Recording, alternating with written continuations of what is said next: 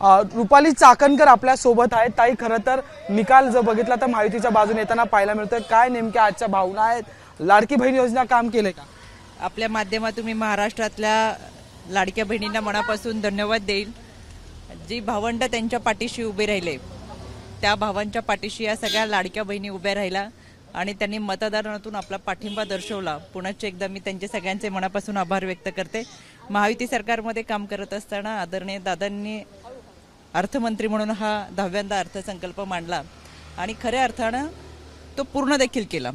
मी याच्याबद्दल एकनाथजी शिंदे साहेब, देवेंद्रजी फडणवीस साहेब, आदरणीय दादांबरोबर मला विशेष उल्लेख करावा वाटतो तो महिला बालकल्याण मंत्री आदिती तटकरे यांचा, कारण त्यांच्या खात्या माध्यमातून ही योजना त्याच सगळ्यात पहिला त्यांचाच निकाल लागलाय महाराष्ट्रातून, सगळ्यात पहिल्या त्याच जिंकलेल्या। दुग्ध शर्करा योग म्हणजे महाराष्ट्रामध्ये जो निकाल लागला त्यामधल्या पहिल्या विजयी उमेदवार ह्या आदितीताई तटकरे आहेत। म्हणजे या सगळ्यांच्या लाडक्या भगिनी या पहिल्या विजयी उमेदवार झाले, त्यांचं देखील मी मनापासून अभिनंदन करते आणि अतिशय चांगल्या पद्धतीचा कौल महाराष्ट्राच्या जनतेने दिलाय। महाराष्ट्राच्या जनतेचे देखील मी नम्रपूर्वक आभार मानते आणि खऱ्या अर्थानं लाडक्या बहिणींना जे महिन्याला 1,500 देणार होतो, तर जो महायुतीचा वादा होता, जो दादांचा वादा होता, तो आता 2100 निश्चितपणाने आम्ही करणार आणि ज्या सोयी सुविधा आहेत तरुणांच्या असतील, युवकांच्या असतील, कष्टकरी कामगार शेतकऱ्यांच्या असतील, त्या या कालावधीमध्ये पूर्ण होतील। आणखी एक महत्त्वाचा मुद्दा आहे की जसं एकंदरीत महाराष्ट्रात वातावरण तुमच्या बाजूने असलं तरी मुंबईत तेवढं क्लिअर दिसलेलं पाहायला मिळत नाही।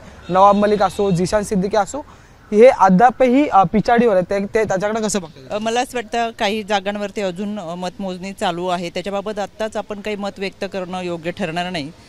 संपूर्ण फेरी पूर्ण झाली की त्याबद्दल आपण बोलू, पण एकंदर संपूर्ण महाराष्ट्रामध्ये जो जनतेने कौल दिलाय तो महायुतीच्या बाजूने। एक शेवट महत्त्वाचा आठवण करून द्यायचा विषय आहे। ठाण्यात ज्यावेळेस अजित पवार सभेला गेले होते त्यावेळेस त्यांनी म्हटलं की एकनाथ शिंदे माझ्या नंतर आले, देवेंद्र फडणवीस माझ्या नंतर आले, पण माझ्या आधी सगळी पदं जी आहेत ती भूषवलेली आहेत। खरं तर दादांनी 10व्यांदा अर्थसंकल्प सादर केलेला आहे, पण मुख्यमंत्री पदाचा जो मूळ प्रश्न आहे तो अद्याप सोडवला गेला नाही। यंदा तुमच्या कार्यकर्त्यांच्या, राष्ट्रवादीच्या, महिला आघाडीची इच्छा आहे का की अजित पवार हे मुख्यमंत्री पदाच्या खुर्चीवर बसावेत? आम्ही सुरुवातीपासूनच म्हणतो की आदरणीय दादा हे राज्याचे मुख्यमंत्री व्हावेत म्हणून, आणि त्या पद्धतीने आम्ही सातत्याने वक्तव्य देखील तशा पद्धतीची केलेली आहेत। अर्थमंत्री म्हणून दादांनी चांगल्या पद्धतीचा अर्थसंकल्प मांडला आणि ज्या पदावरती दादांनी काम केलं अतिशय व्यवस्थित असं काम, अधोरेखित होईल असं काम दिलेलं आहे आणि ते महाराष्ट्राने देखील पाहिलंय।